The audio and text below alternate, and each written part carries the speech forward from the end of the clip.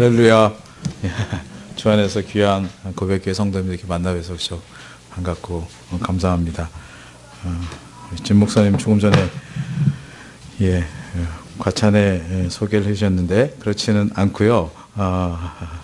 그래서 함께 주의 교회를 세워가려고 애쓰는 뒤에 목회자이자 또 제게는 여기 인천 고백교회가 무척 의미가 있는 것은 제가 아까 우리 집사님 기도해 주셨는데 제가 지금은 서울에서 목회하는데요. 원래 인천노회에서 목사 안수를 받았습니다. 제가 98년도에 인천노회에서 안수를 받았는데 교회가 이제 서울에 있다 보니까 교회 설립을 인천노회 노회장님이 오셔서 하시고 제가 이제 현재 속한 그 지역이 마침 중서울 노회라 거기 이제 부노회장님이 이렇게 해주셔서 그래서 사실은 인천은 제게 있어서 고향 같은 곳이고요. 제가 저희 아내랑 같이 왔거든요. 저희 아내는 인천 토박입니다. 석바위에서 태어나갔고요. 그래서 저는 사실은 그 전에 석바위 잘 몰랐는데 저희 아내가 이제 연애할 때 그때 막 자기가 석바위 이쁜이라고 이렇게 그래갖고 저는 무슨 바위에 이쁜이가 나중에 보니까 여러분 혹시 아시나요? 그 주안에 그쪽에 석바위라는 곳에 그랬고요. 또 여기 서구 조금 전에 막 이렇게 오다 보니까 이제 공사하느라고 좀 길이 이렇게 바뀌긴 했는데 예전에 서인천 이쪽으로 오면 저희 마침 이제 장인어른이 여기 가정동의 학교에서 이제 은퇴를 하셨어요. 그래서 한편으로는 제가 오늘 고백교회는 예전의 교회당은 제가 방문한 적이 있고 오늘 이렇게 이전에서 처음 방문하지만 고향 같아서 너무나 좋고 이렇게 맞아주셔서 여러분 감사합니다.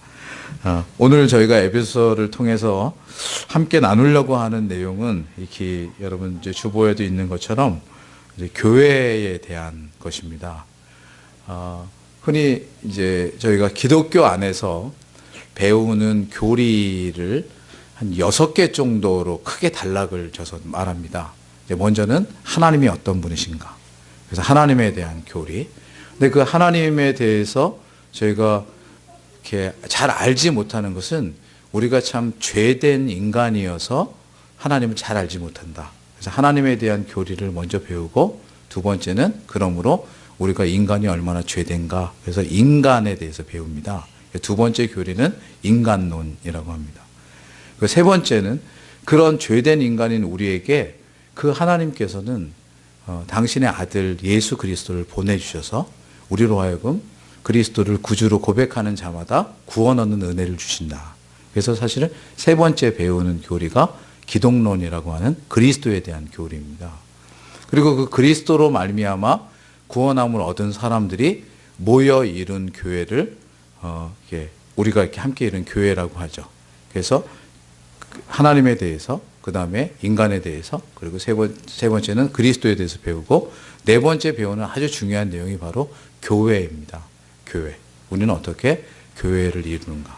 근데 그 교회를 이루는가를 할 때 조금 전에 제가 하나님에 대해서 그다음에 인간에 대해서 그리스도에 대해서 얘기했는데 바로 그 교회를 이루는 사람들이 누군가 하면 구원 얻은 성도들이죠.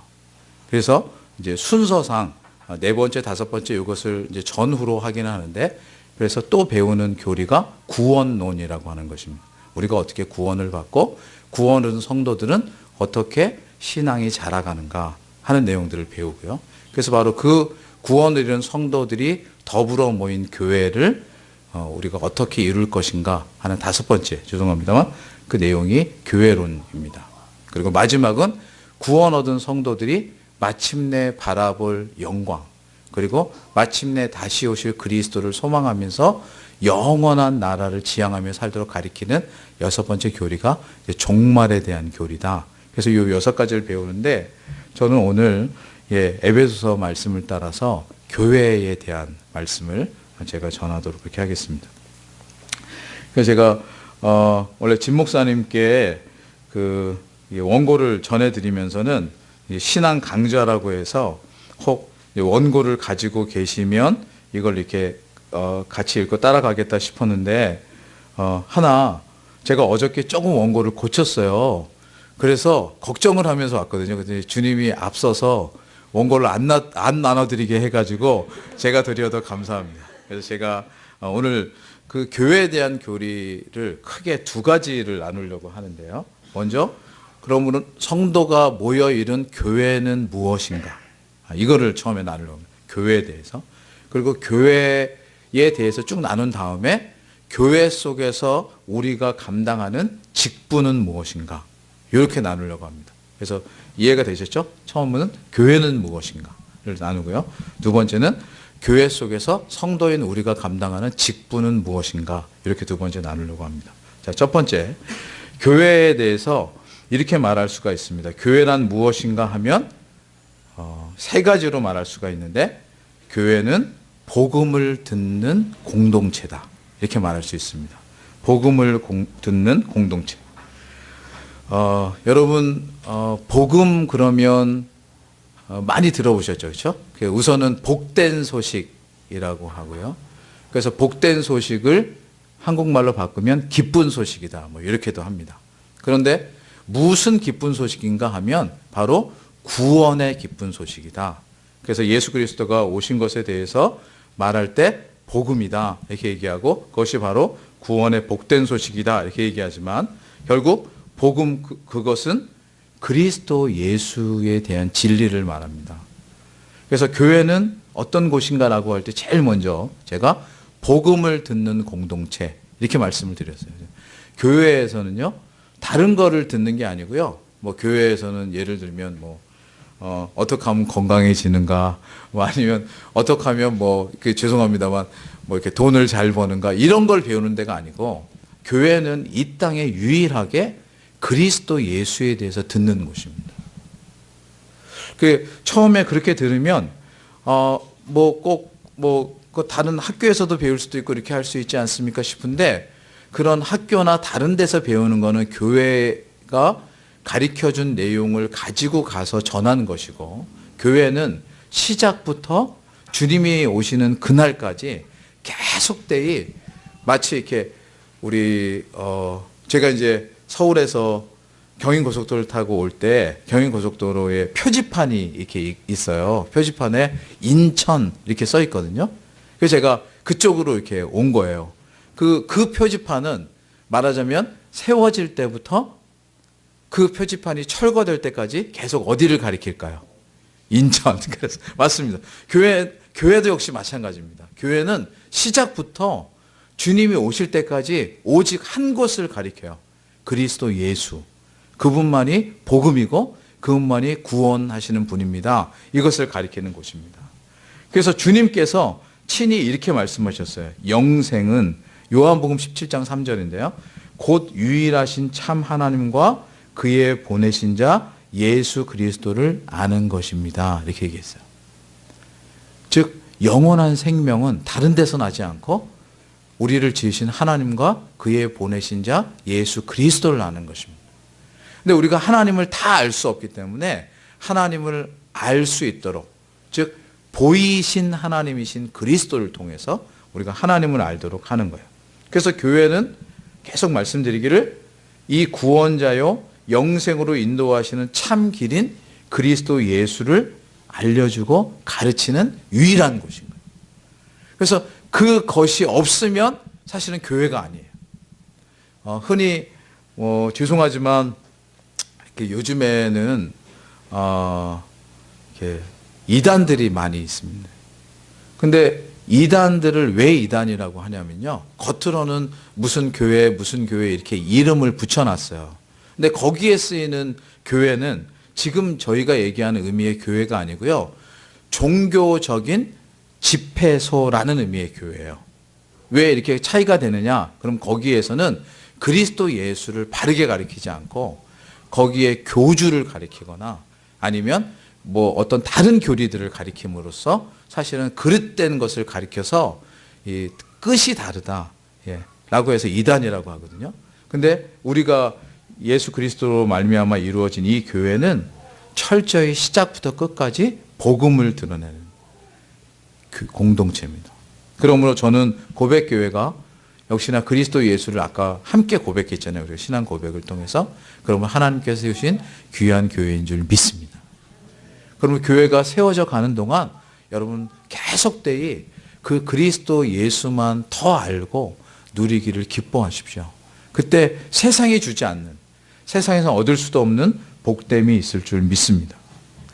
그래서 어떤 면에서 보면 그리스도 예수만 드러내면 교회가 이렇게 잘 될까 싶은 우려가 있을 때도 있습니다. 실제로 많은 교회 역사 속에 사람들이 그런 고민도 많이 있었고 또 그런 주장도 많이 있었어요. 그래서 어떤 면에서 교회가 그리스도 예수만 드러낼 때 그게 눈에 보이는 가시적인 성과가 없어 보이기도 하거든요. 하지만 여러분 전혀 그것에 의해서 주저하지 마십시오. 오래전에 살았던 죄송합니다. 안셀름이라고 하는 영국의 이제 한 신학자가 있는데요. 그 사람이 아주 유명한 말을 했어요. 뭐냐면 유한은 무한을 담을 수 없다라는 말을 했어요. 그래서 유한한 어떤 그릇은 그 그릇 넘치게 담을 수는 없잖아요. 그렇죠? 그래서 하나님은 무한하시고 그 하나님의 보이신 바 된 그리스도가 사실은 우리가 아는 이해보다 더 크기 때문에 실제로 그 무한은 유한에 다 담길 수 없다. 이런 말을 한 거예요. 그래서 제가 이 말씀을 왜 드리냐면 교회를 이렇게 섬기다 보면 그리스도 외에 이랬으면 좋겠고 저랬으면 좋겠는 것들이 막 사람들 마음에 일어납니다. 사실 그거를 제가 유한이라고 한 거예요. 눈에 보이는 것. 그런데 그 눈에 보이는 것은요, 무한하신 그리스도의 영광과 능력을 다 담을 수 없습니다. 그래서 교회는 처음에는 다 이해하지 못해도 주님이 찾아오시고 우리에게 당신을 알게 하신 그 은혜를 따라 계속되이 복음을 선포하고 그리스도를 선포하는 거예요. 예수님께서는 그러므로 마태복음 13장 16절로 17절에서 이런 말씀을 하셨어요. 너희 눈은 봄으로 너희 귀는 들음으로 복이 있도다. 내가 진실로 너에게 이르노니 많은 선지자와 의인이 너희 보는 것들을 보고자 하여도 보지 못하였고 너희 듣는 것을 듣고자 하여도 듣지 못하였느니라 이렇게 말합니다. 그래서 교회는 이 세상의 어떠한 지혜로도 알 수 없는 비밀하고 신비한 공동체인데 그것이 바로 그리스도를 아는 비밀을 주신 공동체인 줄 믿습니다. 그러므로 교회 첫 번째 생각할 때 교회는 죄송하지만 저희 교회에서는 그런 농담을 하는데 목사님을 믿는 것도 아니고요. 장로님을 믿는 것도 아니고 권사님이나 집사님을 믿는 것도 아니고요. 누구 유명한 사람을 믿는 것도 아니고 오직 그리스도 예수만 주로 고백하는 곳. 그것이 바로 교회입니다. 그러므로 두 번째, 교회는 그렇게 그리스도만 바라보기 때문에 교회에선 큰 은혜가 하나 있는데요. 그게 우리 아이가 이제 뒤에서 저기 젖을 먹고 있어요. 아이들은 육체가 자라죠. 그렇죠. 그런데 성도들은 교회를 계속 자란다고 할 때 무엇이 자랄까? 처음에는 별로 티가 안 나는 것 같아요. 그냥 교회를 나오고 설교를 듣고 매주일 예배를 드리는 건데 그럼 우리는 뭐가 자랄까? 근데 거기 바로 또한 신비함이 있습니다. 주님께서는 이 땅에 교회를 세우심으로 이 땅에 속한 하나님의 백성들이 교회를 통해 영원히 자라나는 은혜를 허락하십니다. 그래서 두 번째 모습은요, 교회는 영원히 자라나는 공동체입니다. 영적인 자라남. 그래서 주님이 이것을 다른 말씀으로 우리 아이들이 자라려면 먹어야죠. 그렇죠? 영혼이 자라려면 어떻게 하죠? 영혼도 먹어야 돼요. 그래서 그 말씀을 먹는데요. 이걸 비유적으로 생명의 떡이다 이렇게 말씀하셨어요. 먹어야 돼. 요한복음 6장 47절로 50절에 보면 주님이 이렇게 말씀하셨어요. 진실로 진실로 너에게 이르노니 믿는 자는 영생을 가졌나니 내가 곧 생명의 떡이로라. 너희 조상들은 광야에서 만나를 먹었어도 죽었거니와 이는 하늘로서 내려오는 떡이니 사람으로 하여금 먹고 죽지 아니하게 하는 것이니라 이렇게 말씀하셨습니다. 그래서 교회는 영혼이 자라나는 곳이에요.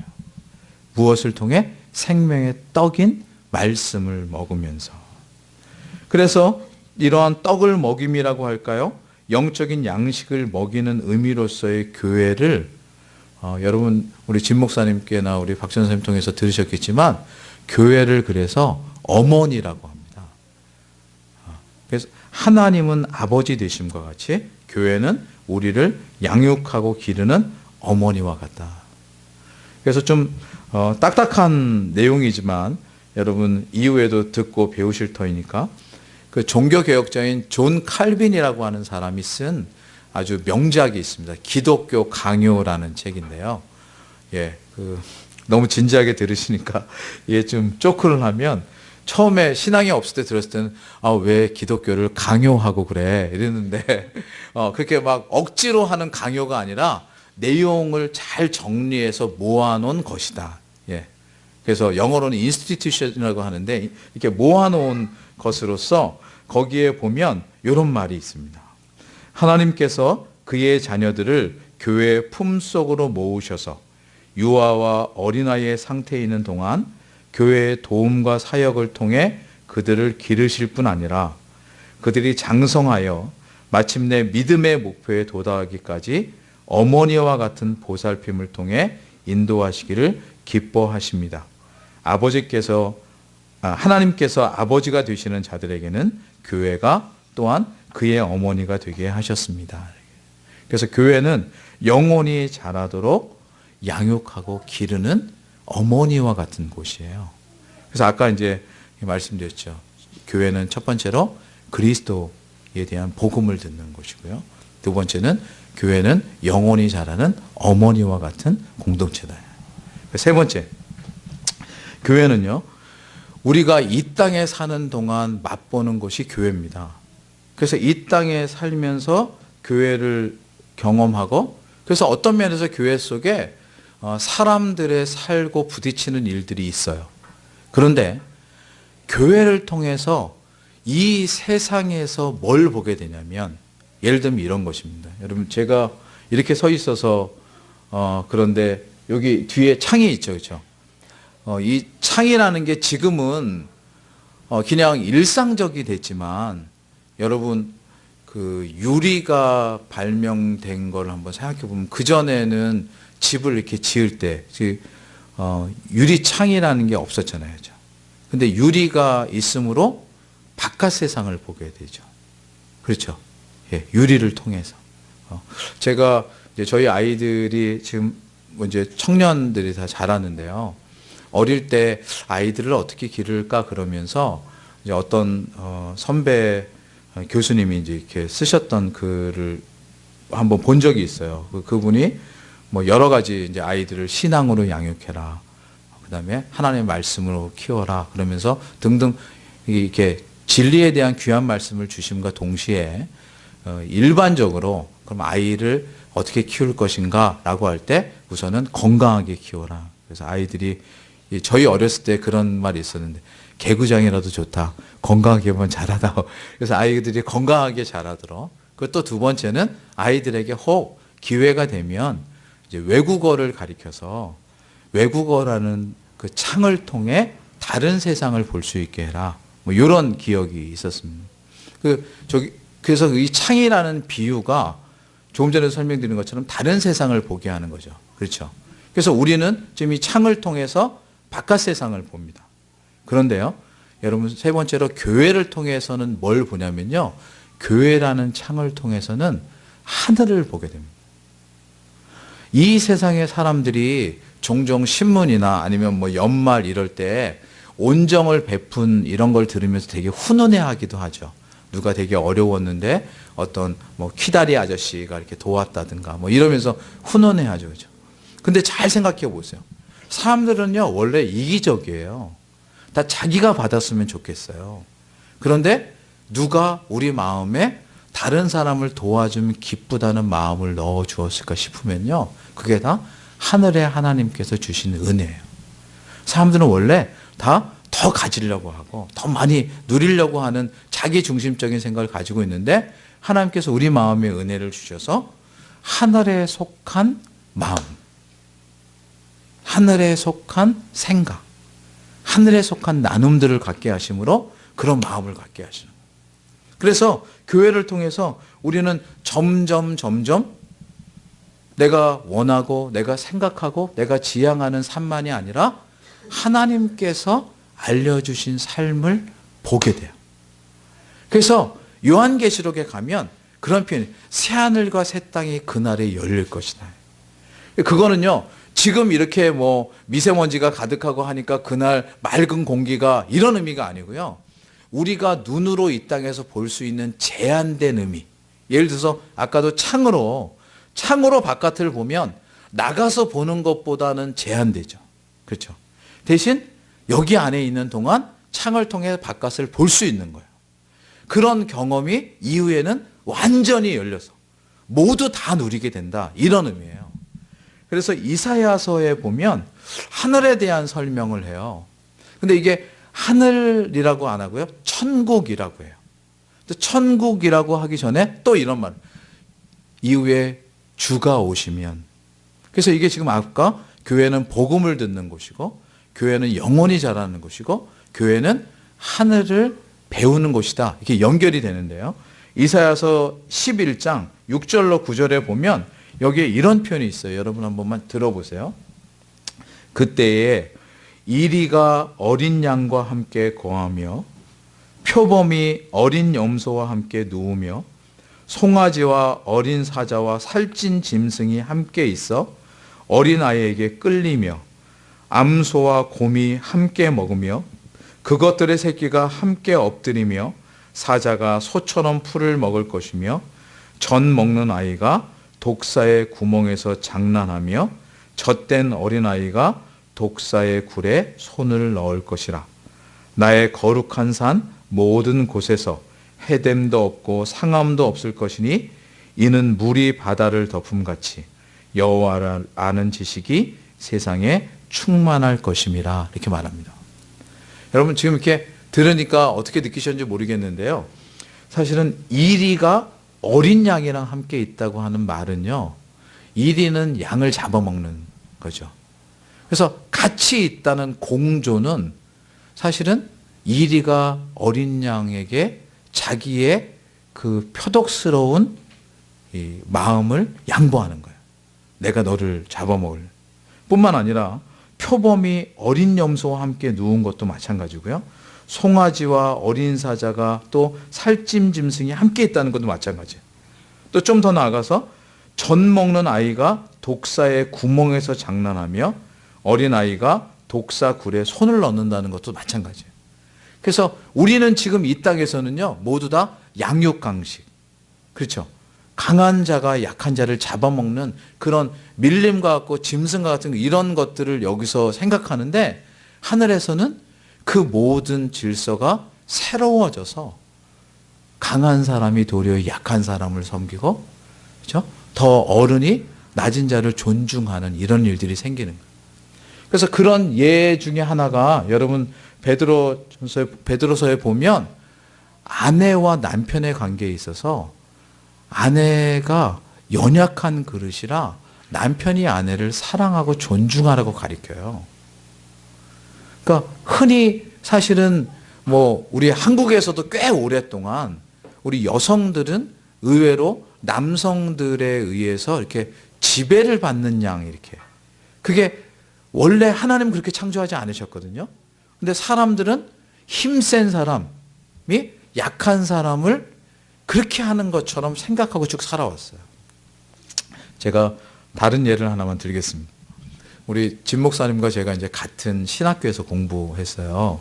수원에 있는 합동 신학대학원이라는 곳에서 공부를 했는데, 이제 우리 진 목사님도 그러시겠지만 저도 신학교를 이제 막 갔을 때 많은 충격을 받았어요. 우선은 이렇게 무척 경건한 분들이 많아서 충격을 받았는데요. 저는 좀 구체적인 데서 은혜를 받기를 제가 저희 신학생들이 1학년 때는 다 기숙사 생활을 하거든요. 근데 기숙사에 들어가면 한 방에 2층 침대가 2개 있어요. 그래서 그 침대가 밑에 2개, 위에 2개 이렇게 4개 있어서 1학년이 2분, 2학년이 1명, 그 다음에 3학년이 1명, 이렇게 4명이 같은 방을 쓰게 돼 있거든요. 제가 이 대목에서 질문을 하겠습니다. 여러분, 1층과 2층이 있으면 보통은 2층이 더 좋다고 생각하잖아요. 그렇죠? 그러면 여러분, 그 방 안에 2층에서 자는 사람이 1학년일까요? 아니면 2학년일까요? 3학년일까요? 3학년, 그렇죠. 보통 그렇게 생각이 되죠. 저도 사실은 1학년에 막 갔는데, 들어가자마자 이렇게 보니까, 1층에는 주로 1학년이 있고요. 2층에 2학년 1명, 3학년 1명 이렇게 있는 거예요. 그게 우리가 일반적인 생각이잖아요. 그렇죠? 그래서 마음에 좀 섭섭했어요. 왜냐하면 전 그때까지 2층 침대를 한 번도 누워본 적이 없어서 사실 2층에 올라가고 싶었거든요. 근데 2학년, 3학년이 그 위에 다 있는 거예요. 그 마음속에 나도 빨리 2학년 돼갖고 내가 어느 날 저 자리에 있어야지 이제 이렇게 생각을 하게 됐죠. 그래서 1학년 때 내내 마음이 좀 안 좋았어요. 근데 2학년이 됐을 때 알았어요. 2층에 올라가니까 2층이 더 불편한 거예요. 그래서 불편한 자리를 섬기느라고 거기에 가서 있고 더 좋은 자리를 1학년에게 섬기느라고 1층에 있는 거예요. 보통 흔히 생각해서 좋아서가 아니라 그게 저한테요 그냥 침대인데 저의 근본적인 생각을 바꾸게 했어요. 이 세상에 똑같이 사는 삶이 있는 것처럼 보이는데 전혀 다르게 사는 삶이 있구나. 그래서 저희 교회에서는 이제 고백교회도 그렇겠지만 저희 교회는 무슨 일이 이렇게 있으면 늘 어린 사람들이 더 존중받아야 된다 이런 개념이 있어요. 그리고 나이가 많으셔도 목사나 아니면 장로님이 우선 섬겨요. 그래서 뭐 교회 굳은 일, 그 다음에 힘든 일 이런 거 있을 땐 교회를 더 먼저 섬긴 사람들이 섬기는 게 당연하다. 왜 그러냐? 여기가 하늘을 보게 하는 창 같은 교회니까. 그게 앞에 처음에 구원을 얘기할 때부터 계속됐던 말이에요. 실제로 우리는요, 예수님께서 십자가의 죽으심으로 구원 얻은 사람들이에요. 많은 사람들이 생각할 때는 누군가 힘든 일은 다른 사람이 했으면 좋겠어요. 그래서 구한말에 아주 우스꽝스러운 일이 있었는데 지금은 이제 사람들이 다 알지만 구한말에 고종 황제가 이렇게 다스릴 때 선교사들이 복음을 전하러 왔거든요. 선교사들이 열심히 운동을 했어요. 그랬더니 가깝게 그들을 보던 황제가 왜 이렇게 힘든 일을 종을 시키지? 당신들이 하느냐? 여러분 이 말 무슨 말인지 아세요? 예, 지금은 우리가 운동은 건강하기 위해서 한다고 생각해서 그렇지만 예전엔 높은 사람들은 힘든 일은 안 하고 좋은 일만 한다고 생각했던 거예요. 근데 교회가 뭘 보여주느냐 하면 교회는 스스로 낮아져서 십자가에 달리신 그리스도를 보여주는 게 교회고 그 그리스도를 통해서 우리가 구원함을 얻었기 때문에 교회는 세상이 가진 생각과 전혀 다른 생각을 가지는 거예요. 그 세상은 점점 높아지고 싶어지고 그렇죠? 더 힘을 가지고 싶지만 교회는 더 낮아지려고 하는 것이 교회고 그래서 아까 독사굴에 어린아이가 손을 넣기도 하고요. 이리와 양이 같이 공존하는 이런 현상이 생기는 거예요. 그래서 고린도전서 1장 18절에 보면 사도 바울은 이렇게 얘기해요. 십자가의 도가 멸망하는 자들에게는 미련한 것이요 구원을 얻는 우리에게는 하나님의 능력이다. 그래서 이 세상은 십자가의 길을 걸으려고 하지 않죠. 도리어 면류관의 길을 그러니까 영광의 길을 걸으려고 하고 왕자의 길을 걸으려고 하지만 교회는 너도 나도 낮아져서 십자가의 길을 걸으려고 하는 거예요. 그래서 우리가 교회를 이루며 살아갈 때 때때로는 어려움을 겪기도 하고 낙심하거나 절망할 때도 있지만 전혀 흔들리지 말고 쓰러지지 말아야 될 것은 뭐냐면 그 모두 이 세상에서 하늘에 속한 자가 되도록 하나님이 우리를 낮아지게 하시는 것이고 뿐만 아니라 하늘에 속한 신비한 세계를 점점 더 알도록 하시는 은혜의 과정인 것입니다. 교회가 바로 그러한 곳이에요. 그러므로 교회는 아까 말씀드렸지만 세 가지로 정리할 수 있습니다. 먼저 교회는 어떤 공동체냐? 예수 그리스도라는 복음을 듣는 것. 그렇죠? 두 번째, 교회는 어떤 곳이냐? 영원히 자라는 어머니와 같은 거죠. 세 번째는 이 땅에서 하늘을 바라보는 공동체가 교회인 줄 믿습니다. 이 모두는 사실은요, 인간의 아이디어에서 나온 것은 아니에요. 인간은 이런 생각을 할 수가 없어요. 그렇죠? 왜? 하늘에 대한 것도 그렇고요. 사실은 어머니에 대한 생각도 그렇고요. 역시나 그리스도를 통한 복음도 마찬가지입니다. 그래서 이 모두는 하나님께서 당신이 사랑하시는 백성들인 우리들에게 주신 하나님의 선물인 줄 믿습니다. 그래서 교회를 여러분 섬기면서 그냥 내가 교회를 다니는구나, 이 수준에서 생각하지 마시고요. 여러분 이렇게, 내가 하나님의 큰 선물을 받았구나. 내가 교회를 섬긴다고 하는 것은 너무너무 복된 것이구나. 제가 이 대목에서 잠깐만 제 과거의 얘기를 한 가지만 드리면, 이제 여러분, 제가 이제 목사로 왔으니까 원래 되게 믿음이 좋았겠구나 이렇게 싶겠지만, 사실은 제가 아까 잠깐 소개한 저희 아내를 제가 대학교 1학년 때 처음 만났거든요. 저는 그때, 여기 지금 가습기가 있어 이게 비유가 적절한지 모르겠는데, 저희 아내는 이제 신앙생활을 어릴 때부터 했었고, 저는 그때 교회를 안 다니고 있었어요. 그래서 주로 이제 뭐 남자 아이들이 대학교 1학년 20살 이럴 때 치기 어리게 자랑하는 게 뭐냐면, 뭐 내가 술을 얼마나 잘 먹는지, 뭐 내가 뭐 이제 나가서 얼마나 잘 노는지, 이런 거 주로 자랑하고 막 이러거든요. 그래서 제가 여러분,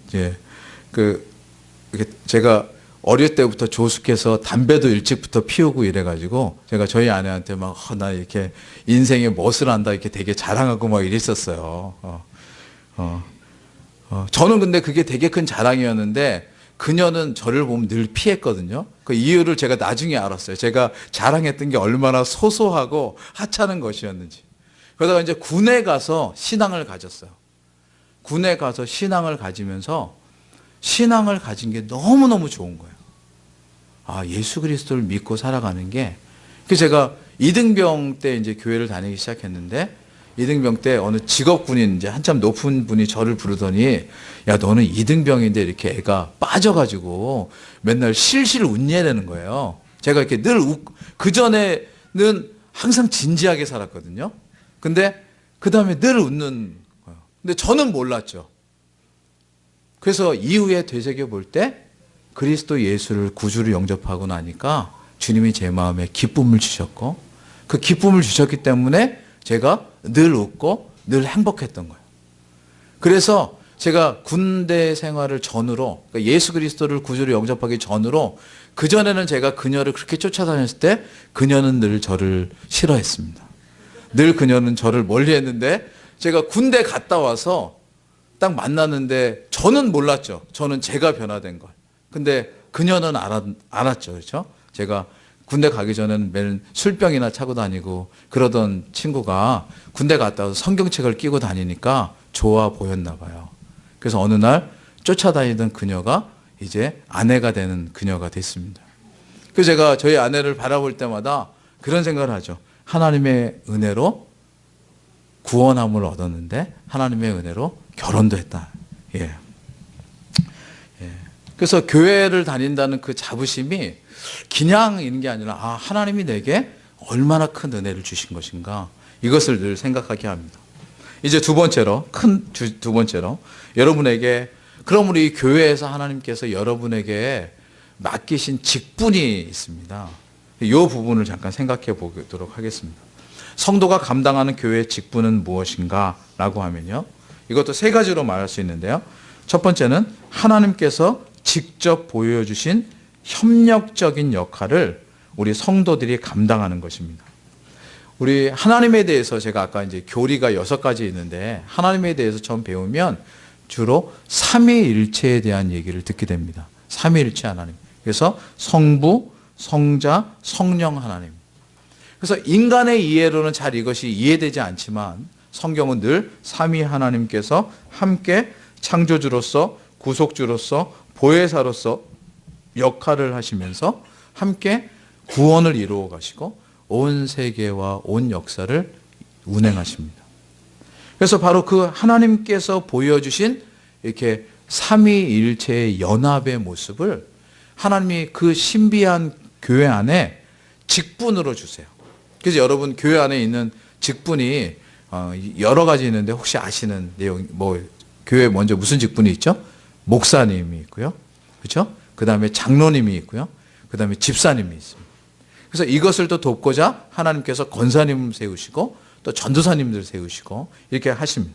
그런데 교회 정치라고 하는 장로교 정치제도가 처음 세워졌을 때 그때 항존직이라고 하는 세 가지의 마치 기둥처럼 건물의 기둥처럼 목사, 장로, 집사의 역할을 해서 교회가 말씀을 가리키고 성도를 돌아보고 이웃을 구제하는 역할들을 주셨습니다.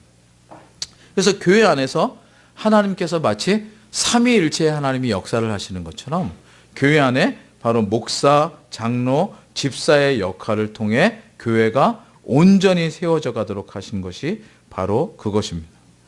주께서 교회가 자라가면 반드시 세우도록 하신 직분들이 바로 이것입니다. 그래서 목사님은 이제 계시죠, 그렇죠? 목사님은 말씀으로 성도들을 양육하세요. 그러면 이 성도들을 동일한 목자의 심령으로 돌아보고 살피는 직분으로 하나님이 장로님을 허락하십니다. 그래서 이제 고백교회가 계속되이 세워져 가면서 정말 하나님께서 귀한 직분자들을 더더욱 세워주시길 바라는데 바로 그때 이제 장로님을 세우셔서 교회가 조직교회고 든든한 교회가 어서 되기를 간절히 소망합니다. 하나님께서 이 직분자들을 통해서 은혜를 주시는데요. 이 직분자들은 그저 자기가 일하는 것이 아니고 하나님께서 일하시는 것을 대리적으로 수행하는 자들입니다. 그래서 자기가 원하는 일을 하는 게 아니라 주님이 원하시는 일을 감당하는. 그러므로 직분자들은 그들이 섬김을 통해서 이런 걸 느끼는 거죠. 주님이 함께 하시는구나. 주님이 우리를 도우시는구나. 또 역시나 집사 직분을 맡은 분들도 마찬가지입니다. 교회에서 집사 직분을 맡음으로 교회에서 내외적으로 궁율과 돌아봄의 일을 감당합니다. 그러면 하나님이 목사, 장로, 집사라는 이 직분을 통해 앞에서 말씀드린 것처럼 주님의 은혜를 더하는 통로가 되며 주님의 임재를 나타내는 도구가 되는 것이죠. 그러므로 직분자들은 반드시 교회를 하나님의 말씀과 교회가 가르치는 바를 따라 감당하면서 점점 교회가 건강하게 서가도록 도우는 귀중한 역할을 감당하죠. 그래서 디모데에게 보내는 편지에 사도 바울은 이런 말을 합니다. 집사의 직분을 잘한 자들은 아름다운 지위와 그리스도 예수 안에 있는 믿음에 큰 담력을 얻느니라 라고 디모데전서 3장 13절에 말씀함으로써 직분을 잘 감당하는 자들에게 하나님이 주신 복을 말하고 있습니다. 저는 소망하기를 우리 고백교회에 속한 직분자들, 우리 성도들 모두가 정말 하나님께 큰 복을 받는 직분자들로 능히 든든히 세워져 가기를 축원합니다. 뿐만 아니라 하나님께서 성도에게 주신 이 직분은 말하자면 이런 거예요. 하나님이 삼위일체적으로 보여주신 협력의 역할에 더불어 두 번째로는 하나님께서 우리를 통해서 일하시는 기회와 장이 됩니다. 교회에게 주신 특권이라고 말할 수 있는데요. 하나님께서 친히 하실 수 있음에도 우리에게 당신의 일을 맡기셔서 우리로 주님의 일을 하게 하시는 거예요. 실제로 여러분 남을 돕고 섬기는 이 일들은요. 얼마나 복된 일인지 모릅니다. 앞에서도 얘기했지만 인간은 받고 싶어 합니다. 근데 교회를 통해서 주변을 돌아보고 주변을 살핍니다. 힘든 사람들을 돌봅니다. 근데 어떨 때 교회에서 이런 말이 있을 수 있죠. 아니 우리도 힘든데 왜 남을 돌봅니까? 근데 여러분요. 남을 돌보면 돌볼수록 기쁨이 배가 됩니다. 이게 사실은 신비예요. 내가 무엇이 필요해서 내가 나를 채우면 그거는 당연한 거예요. 그런데 내가 힘든데 남을 도우면요. 기쁨이 돼요. 물질로 감당할 수 없을 만큼의 더 큰, 그러니까 그 금액보다 더 큰 부유함이 있습니다.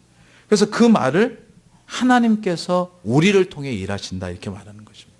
하나님이 우리를 통해서 일하심으로 우리도 기뻐하게 하시고 섬기는 대상들도 기뻐하게 하시고 그래서 에베소 4장 11절로 12절에는 주님이 우리에게 역할을 맡기시기를 그가 혹은 사도로 혹은 선지자로 혹은 복음 전하는 자로 혹은 목사와 교사로 주셨으니 이는 성도를 온전케 하며 봉사의 일을 하며 그리스도의 몸을 세우려 하심이라 이렇게 말합니다. 그래서 직분을 통해 하나님의 교회가 더욱 든든히 서가고 이 땅에서 하나님의 기쁨을 누리는 것입니다. 그러니 이 말은 이렇게 할 수 있죠.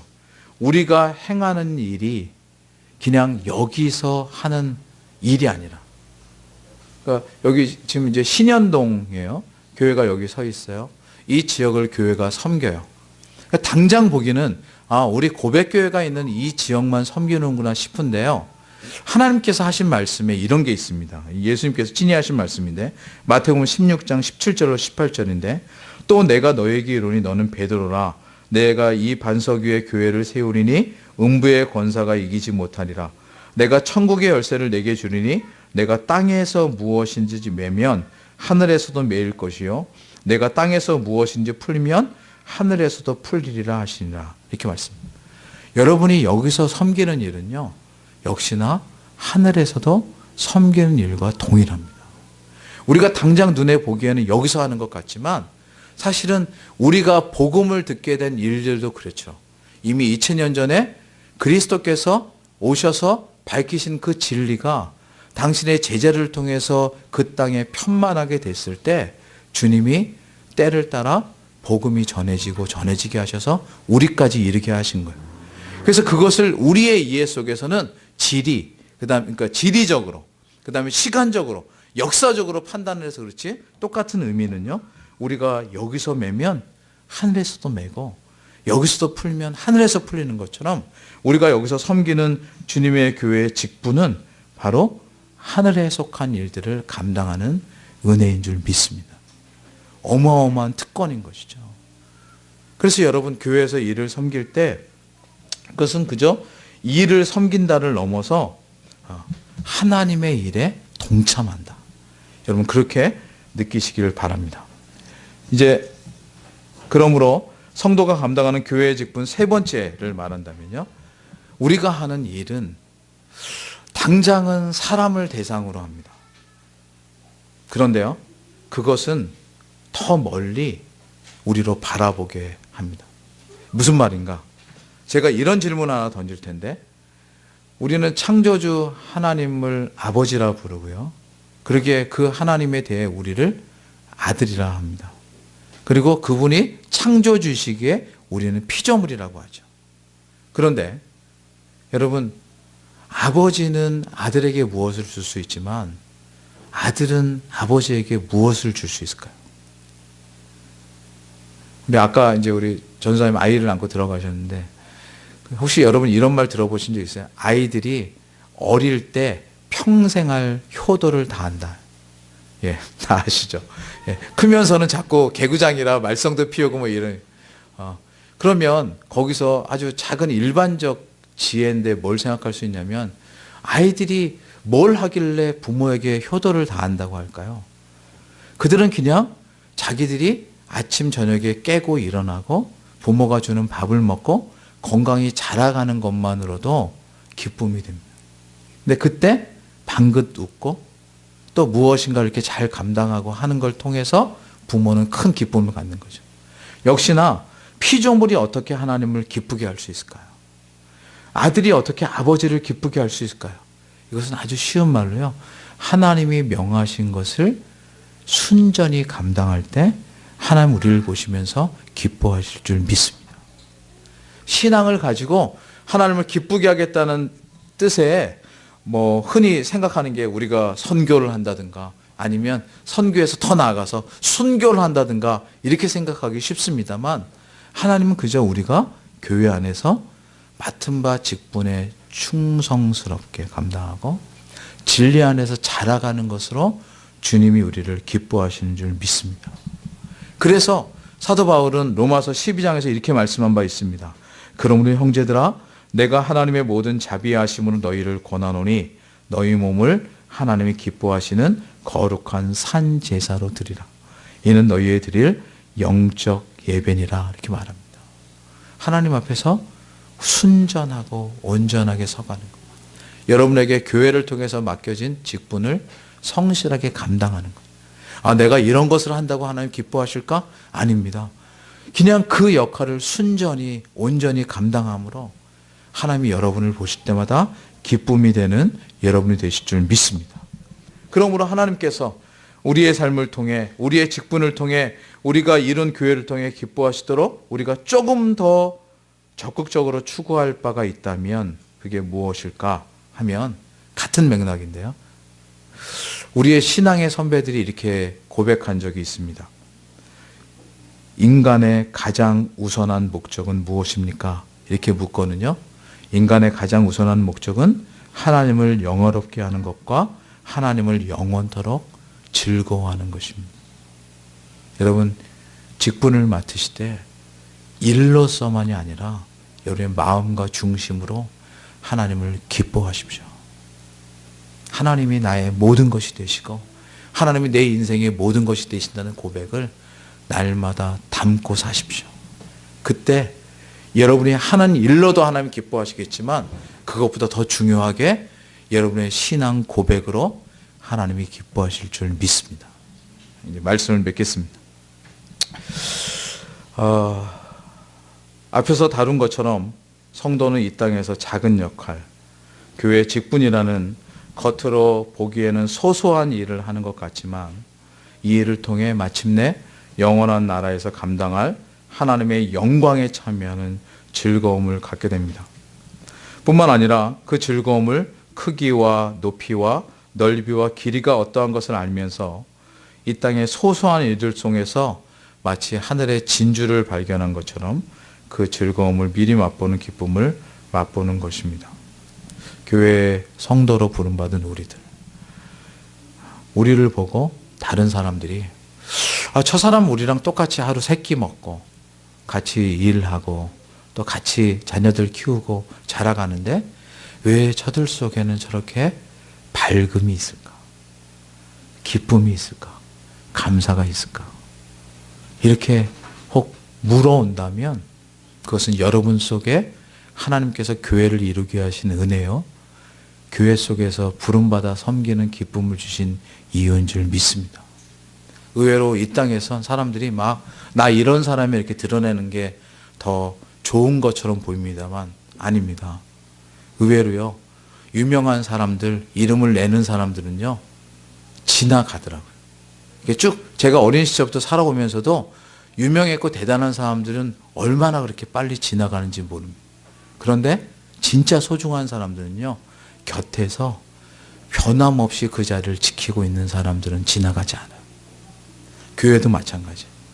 교회를 신실하게 섬기는 것, 교회 속에서 하나님의 그 은혜를 누리면서 살아가는 것, 늘 그 자리를 지키는 것, 이것이 당장 보기에는 큰일처럼 보이지 않아도 주님 보시기에 더 미쁘이 여기시는 귀한 일인 줄 믿습니다.